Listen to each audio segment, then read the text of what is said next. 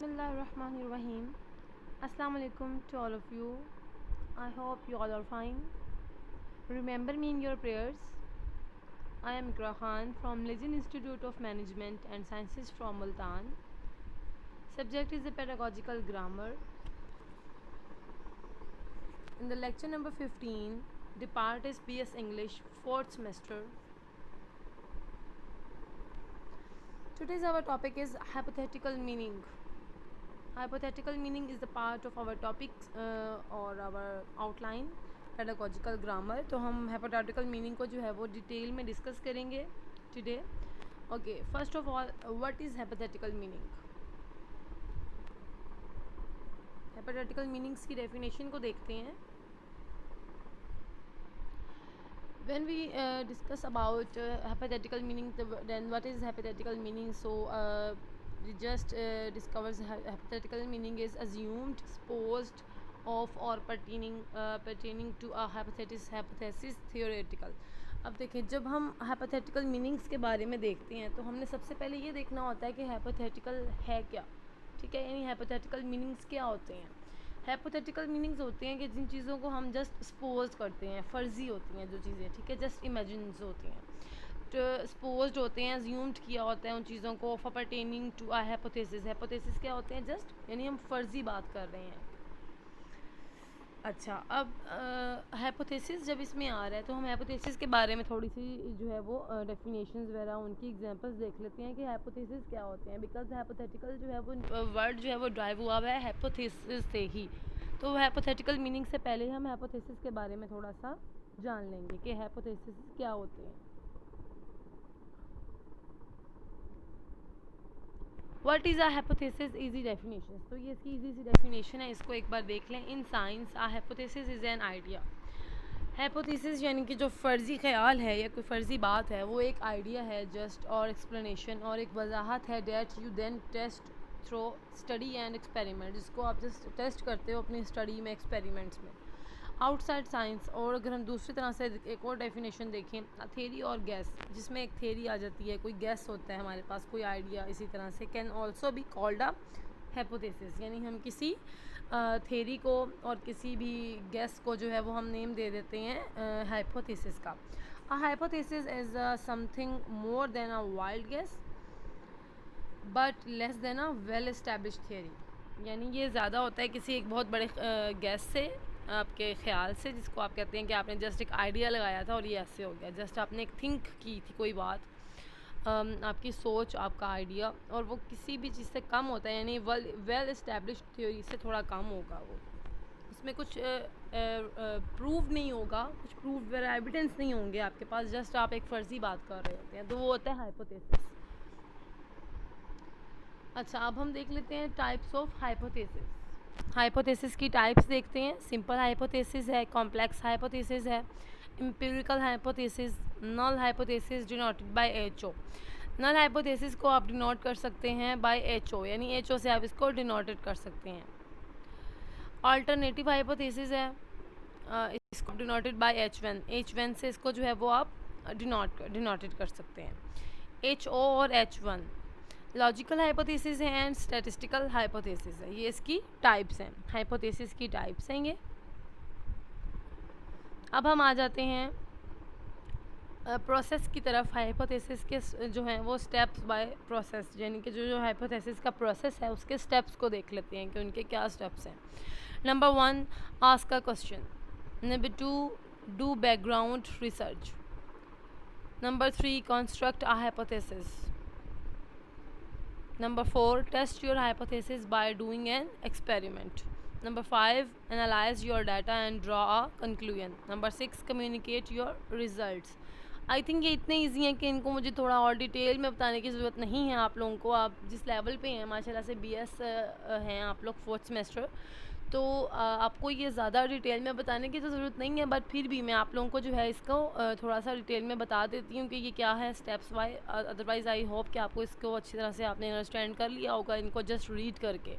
But मैं इसको एक दफ़ा जो है थोड़ा एक्सप्लेन कर देती हूँ. सबसे पहले होगा आस्क का क्वेश्चन, यानी कोई भी क्वेश्चन जो है वो पूछा जाएगा. फिर उसके बैकग्राउंड पे, यानी उस क्वेश्चन के पीछे जो है वो रिसर्च की जाएगी कि क्वेश्चन के पूछने का मकसद जो यानी पर्पस क्या है। फिर कंस्ट्रक्ट अ हाइपोथेसिस यानी एक फ़र्ज़ी जो है वो तख़य्युल या ख़याल जो है वो तमीर किया जाएगा यानी बनाया जाएगा। फिर उस हाइपोथेसिस जो आपने उसके क्वेश्चन के आंसर में आपने एक हाइपोथेसिस बनाया होगा उस पे आप जो है वो एक्सपेरिमेंट्स करेंगे। Analyse your data and draw a conclusion, आप अपने डाटा को एनालाइज करेंगे और आप एक कंक्लूजन यानी एक नतीजा अक्स कर लेंगे, एक रिज़ल्ट बना लेंगे, कंक्लूजन बना लेंगे कि ये समराइज है, टू सम अप ये है उसका कंक्लूजन। देन लास्ट में क्या होगा, कम्युनिकेट योर रिजल्ट्स, फिर जो आपके रिजल्ट्स होंगे आपने उसके ऊपर कम्युनिकेशन करनी है। ये हो गए प्रोसेसेस यानी स्टेप्स हो गए प्रोसेस के, हाइपोथेसिस प्रोसेस के ये स्टेप्स हैं 6। अब हम बात करते हैं characteristics and qualities of a good hypothesis यानी गुड हाइपोथेसिस के क्वालिटीज़ की या फिर करेक्टरिस्टिक्स की।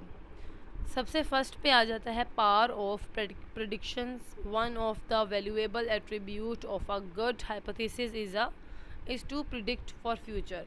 अच्छा, प्रिडिक्शन क्या होगी, यानी जो आप बात करते हैं जो कि पेशन गोई होती है, यानी पेशन गोई कि आप प्रिडिक्शन कर रहे हैं कि हाँ ये चीज़ इस तरह से हो सकता है कि ये चीज़ ऐसे ही हो जाए, ठीक है।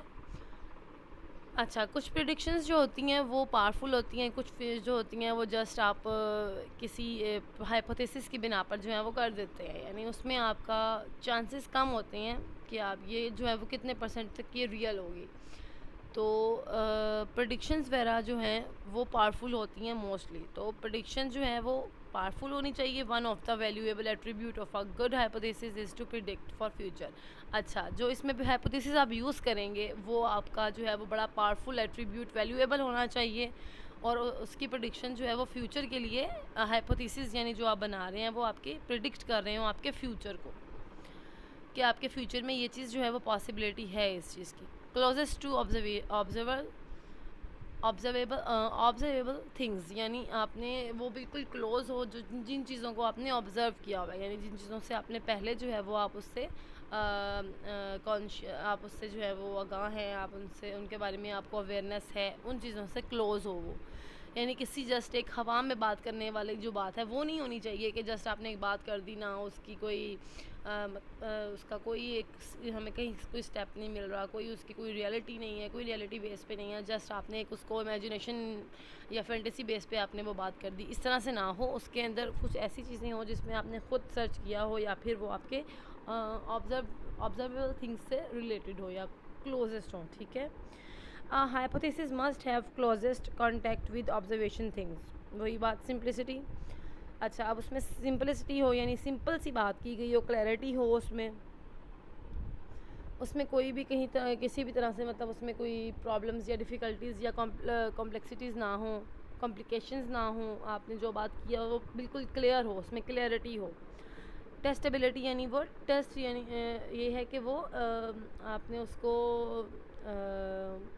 टेस्ट किया हो अच्छी तरह से, वो ऐसी बात ना हो वो जिस तरह से मैंने पहले बात की थी कि जस्ट ये ना हो कि आपने उसको बात कर दी और आप कहें कि ये बस देख लें हमने ये बात की है, उसका कोई आपके पास एक अच्छा रिज़ल्ट नहीं है, आपने उसको ऑब्ज़र्व नहीं किया हुआ, आपने उस पर टेस्ट नहीं किया, जस्ट एक थेरी या फिर एक्सपोज की गई बात को आपने आगे कर दिया, तो ये चीज़ गलत होगी। उसमें टेस्टेबिलिटी यानी आपने उसको टेस्ट किया हो।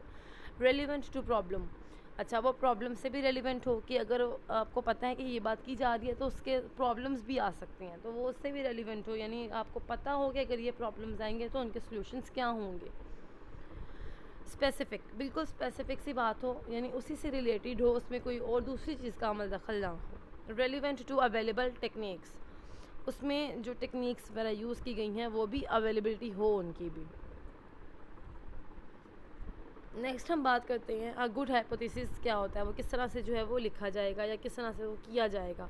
The hypothesis is an educated testable predictions about what will happen, make it clear. A good hypothesis is written in clear and simple language. Reading your hypothesis should tell a teacher or जज exactly what you thought was going to happen when you started your project। इसी तरह से मतलब कि आप जब भी आपको या आपका कोई हाइपोथेसिस है, गुड हाइपोथेसिस लिखने से पहले उसमें वो बहुत क्लियर होना चाहिए और सिंपल होना चाहिए, उसमें लैंग्वेज बहुत सिंपल और क्लियर लैंग्वेज यूज़ की गई हो, आपने कोई उसमें डिफ़िकल्ट वोकैबुलरी और इसके अलावा कोई मल्टीपल मीनिंग्स ना ऐड किए गए हों, जो रीडिंग करे आपके हाइपोथेसिस को जो है उसको सबसे पहले टीचर को आप या किसी जज को जो आपको जज कर रहे हो या जो आपके टीचर हों उनको जो है वो आप पहले रीड करवाएंगे उनसे। उसमें उसके बाद ये है कि एग्जैक्टली वो फिर आप पहुंचेंगे अपने प्रोजेक्ट पे जहाँ से आपने उसको स्टार्ट करना होगा।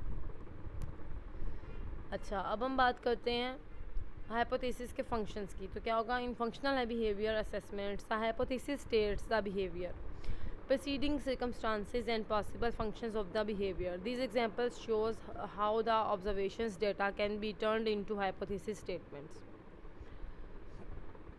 अब हम बात करते हैं हाइपोथेटिकल एग्जांपल्स के मीनिंग्स यानी एग्जांपल्स की। हाइपोथेटिकल मीनिंग्स की, एग्जांपल्स की। हाइपोथेटिकल एग्जांपल क्या होगी? Fictional example that can be used when a speaker is explaining a complicated topic. यानी इसकी अगर हम एग्जांपल को देखें, अब हमने हाइपोथेसिस को कंप्लीट करने के बाद अब हम आ गए हैं हाइपोथेटिकल मीनिंग, यानी जो हमारा मेन टॉपिक है हाइपोथेटिकल मीनिंग, हम उसके एग्जांपल पे आ गए हैं। क्योंकि मैंने आपको इसकी डेफिनेशन स्टार्टिंग में ही बता दी थी कि उसमें क्या था कि जस्ट सपोज्ड और जिसमें आ जाता है टू पर्टेन हाइपोथेसिस, ठीक है, इस तरह से अज्यूम्ड आ जाता है। तो उसकी एग्जांपल किस तरह होगी कि हम जब कोई स्पीकर है जो एक्सप्लेन कर रहा है अपने कॉम्प्लिकेटेड टॉपिक को, that makes the most sense, जिसमें वो बहुत ज़्यादा सेंस के साथ सेंसेबल तरीके से उसको जो है वो एक्सप्लेन कर रहा है, when it put into more realistic और रिलेटेबल टर्म्स, यानी उसमें उसने बहुत ज़्यादा रियलिस्टिक और यानी उसमें रियलिस्टिक चीज़ें जो है वो ऐड कर दी हैं, जिससे वो किसी एक अच्छे रिज़ल्ट पर पहुंच सकता है, एक अच्छे कंक्लूजन पे पहुंच सकता है। अब इसकी कंडीशंस देख लेते हैं। हाइपोथेटिकल कंडीशंस के कंडीशनल टर्म्स क्या होंगे? When speakers present an action or state in hypothetical conditional terms, they are starting that the hypothetical non-occurrence or non-existence of the future action or state is a consequence of some unlikely hypothetical prior action or state. अच्छा, अब देखें इसमें ये बात की जा रही है कि जो स्पीकर है वो प्रेजेंट कर रहा है कोई भी एक्शन और स्टेट को जो कि हाइपोथेटिकल मीनिंग कंडीशनल टर्म्स से रिलेटेड हैं, और उसमें वो आपको जो है वो उसमें एक्शन और स्टेट दिखा रहा है, लेकिन वो चीज़ें ज़रूरी नहीं है कि वो फ्यूचर में भी एग्जिस्ट करती हो, फ्यूचर में भी वो ऑकरेंस यानी उनका आकर हो, एग्जिस्टेंस उनकी जो है वो फ्यूचर में नहीं भी होगा, लेकिन वो जस्ट आपको प्रेजेंट में, आपके प्रेजेंट में वो आपको एक्शन और स्टेट जो है वो शो करवा सकता है, जस्ट हाइपोथेटिकल स्टेट की बुनियाद पर, यानी बेस पे, किसकी? हाइपोथेसिस की बुनियाद बेस पे। ओके, अब हम इसको देखते हैं आगे, इसके जो नंबर वाइज एग्जांपल्स हैं उनको थोड़ा पढ़ लेते हैं। If it were fine tomorrow we would have a barbecue. अच्छा, अब वो कहता है अगर कल सही हुआ ना मौसम तो हम जो है वो बारबेक्यू करेंगे। अब देखें इसमें क्या है, यानी ये फ्यूचर का आ रहा है, इसमें इफ़ यानी कंडीशनल हाइपोथेसिस आ गया। हाइपोथेटिकल मीनिंग्स में क्या वर्ड्स यूज़ होते हैं? इफ़, सपोज, विश, होप, इस तरह के, उसमें डिफरेंट कंडीशंस आ जाती हैं, पास्ट की, प्रेजेंट की और फ्यूचर की। अब इसमें आ रहा है if it were fine tomorrow, तो ये हमें पता चल रहा है इसके टेंस से ही, हमें टेंस की बेस से ही हमें पता चल रहा है कि ये टेंस जो है ये फ्यूचर का होगा, यानी कि किस कंडीशन को बेस कर रहा है? ये फ्यूचर के टेंस को ये बेस कर रहा है, फ्यूचर कंडीशनल है यानी। अच्छा, नेक्स्ट देखें, if Mary phone we should invite her to dinner. अगर वो फ़ोन यानी उठा लेती है या वो पिक कर लेती है तो हम जो है वो इनवाइट करेंगे उसको डिनर के लिए। अब ये भी फ्यूचर की बेस पे है। If you were getting bored you could do something else. अच्छा, ये भी फ्यूचर की बेस पे कि अगर तुम बोर हो रहे हो, बोर हो गए तो तुम बोर हो रहे हो या बोर होते हो तो तुम कुछ भी और कुछ कर सकते हो। If they would not give us a raise we'd if. अच्छा, नेक्स्ट देखें, इफ़ डेविड गिव के लिया the job I might resign. If Romana would come tomorrow we would finish the project. ये सारे टेंसेस जो हैं ये फ्यूचर बेस पे हैं, यानी आपके हाइपोथेटिकल मीनिंग्स ये जो है ये कंडीशन किसकी है? ये फ्यूचर पे है। हाइपोथेटिकल मीनिंग्स में कंडीशंस होते हैं, किस 3 टेंसेस की कंडीशंस होती हैं, यानी कुछ सेंटेंसेस और मीनिंग्स जो उसमें हम यूज़ कर रहे होते हैं, वर्ड्स यूज़ कर रहे होते हैं, उनके मीनिंग्स जो बन रहे हैं वो होते हैं 3 बेसिस पे, 3 कंडीशनल बेसिस पे होते हैं। सबसे पहले प्रेजेंट पे, पास्ट पे, फिर फ्यूचर में। अब ये टेंसेस आपको जब आप देख रहे हैं आपको इसमें स्टार्टिंग में ही इफ़ नज़र आ रहा है, तो इफ़ जो है वो हाइपोथेटिकल मीनिंग की कंडीशन है। सपोज टू, एज, ये सारे जो हैं ये इसके ही हाइपोथेटिकल मीनिंग्स के कंडीशनल बेसिस हैं ये। अब ये देखें यहाँ पे आ गया, यहाँ से आपको शायद क्लियरली आपको समझ आए। विश आ रहा है, अगर किसी में इफ़ ओनली आ रहा है तो वो पास्ट को शो कर रहा होता है, समटाइम्स फ्यूचर को भी और प्रेजेंट को भी। पास्ट परफेक्ट यानी फॉर पास्ट रिग्रेट्स, यानी जो आप पास्ट में आपके रिग्रेट्स होते हैं, थोड़े पछतावे होते हैं, तो वो आप उसमें पास्ट परफेक्ट में आप उनको डिस्कस करते हो। सेकंड पे देखें विश वुड टू क्रिटिसाइज़। अच्छा, विश और वुड को आप यूज़ करते हैं क्रिटिसाइज़ के लिए, किसी पर तनकीद करने के लिए। अच्छा, अब आप उसमें विश आई वुड यूज़ नहीं कर सकते, यानी विश को जो है वो आप वुड के साथ यूज़ नहीं कर सकते।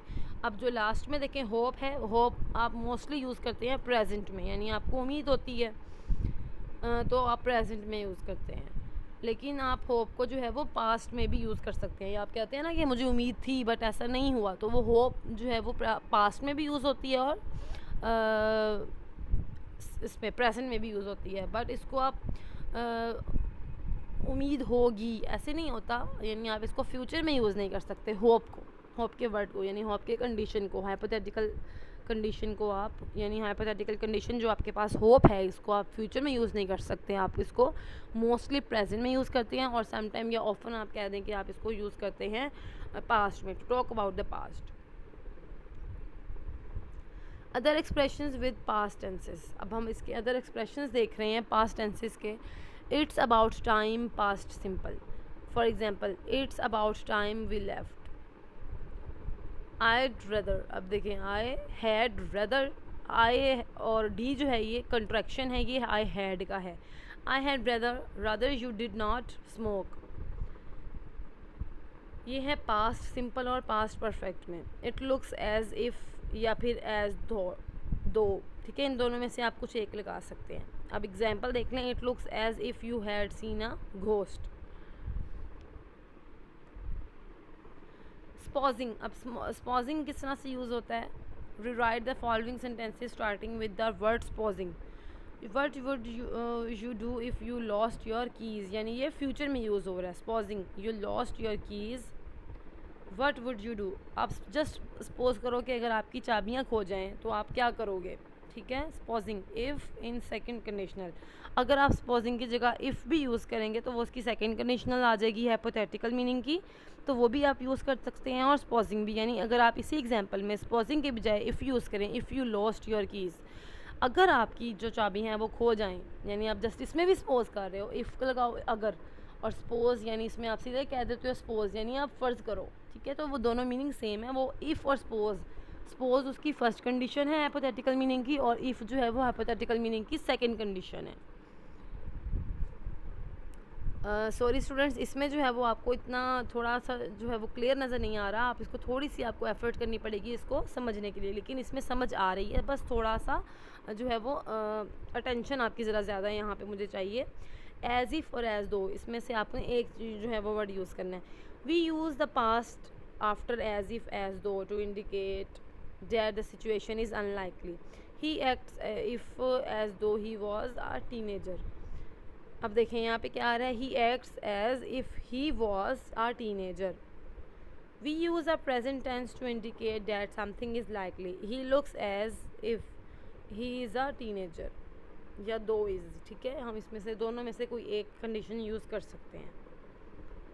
अच्छा, अब विश या फिर पास्ट परफेक्ट में विश को हम किस तरह से यूज़ करेंगे। मैंने आपको बताया था कि कोई रिग्रेट्स हों यानी पछतावे हों तो हम विश को जो है वो पास्ट परफेक्ट में यूज़ कर सकते हैं।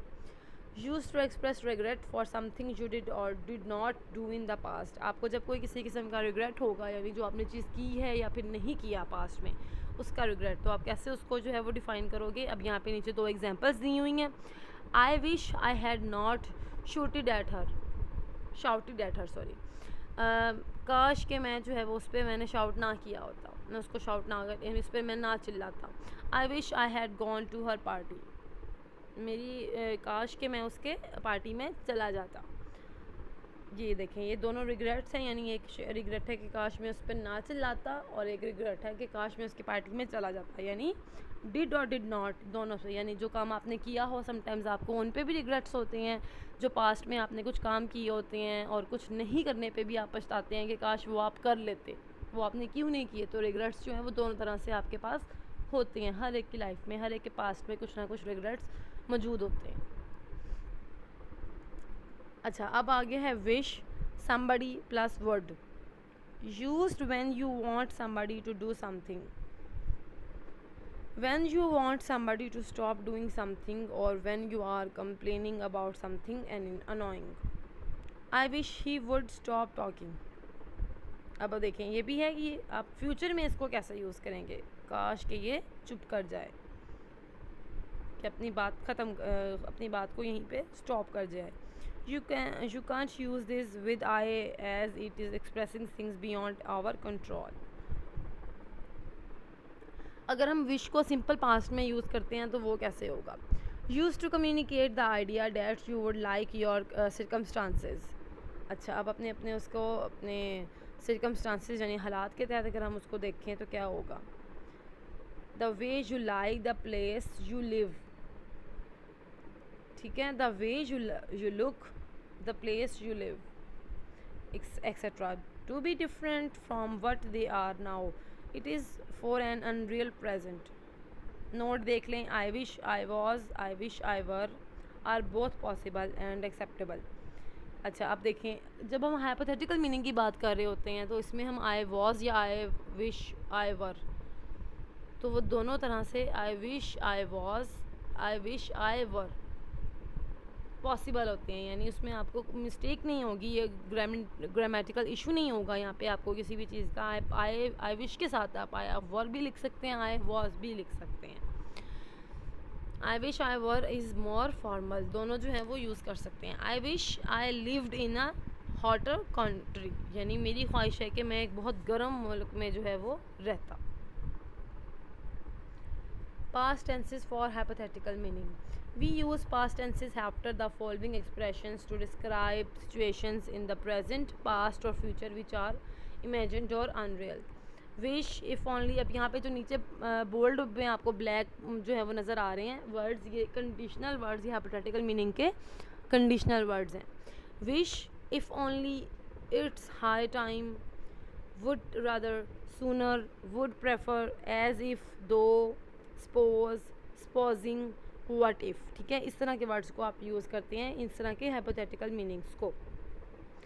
Thank you so much students, आप लोगों ने लेक्चर को जो है वो अंडरस्टैंड किया है, इसको सुना है, तो आई होप आप लोग जो है वो इसको अच्छी तरह से अंडरस्टैंड भी करेंगे। अगर कहीं से भी आपको कोई इशू आ रहा है, कोई प्रॉब्लम है, तो आप काइंडली मुझसे डिस्कस भी करेंगे।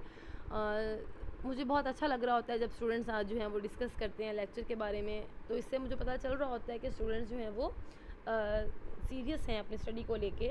कुछ स्टूडेंट्स जो हैं वो नॉन सीरियस भी हैं, लेकिन मैं उनसे भी यही कहूँगी कि काइंडली स्टूडेंट्स आप सारे जो हैं वो डिस्कस किया करें लेक्चर से रिलेटेड, जहाँ पे आपको कोई इशू आ रहा होता है, क्योंकि ये आप लोगों के लिए ही है। आप लोगों को जो है वो इन्हीं की बेस पे आपको जो है वो मार्क्स आपके काउंट होंगे, सेशनल मिलेंगे। तो काइंडली इन चीज़ों को सुने, इन चीज़ों को बिल्कुल भी जो है वो नॉन सीरियस ना लें, सीरियस हो जाएं स्टडी के मामले में और डिस्कशंस के मामले में, हर तरह के ऑनलाइन लेक्चर्स के मामले में। बच्चे, अब आप लोगों को पता है जैसी सिचुएशन है, आपने घर में बैठ के जो है वो ऑनलाइन लेक्चर्स ही लेने हैं, तो काइंडली इन लेक्चर्स को प्रॉपरली लें और डिस्कस करें। अपना और अपने घर वालों का बहुत ख्याल रखें, मुझे भी अपनी दुआओं में याद रखें। इंशाल्लाह, अल्लाह हाफ़िज़।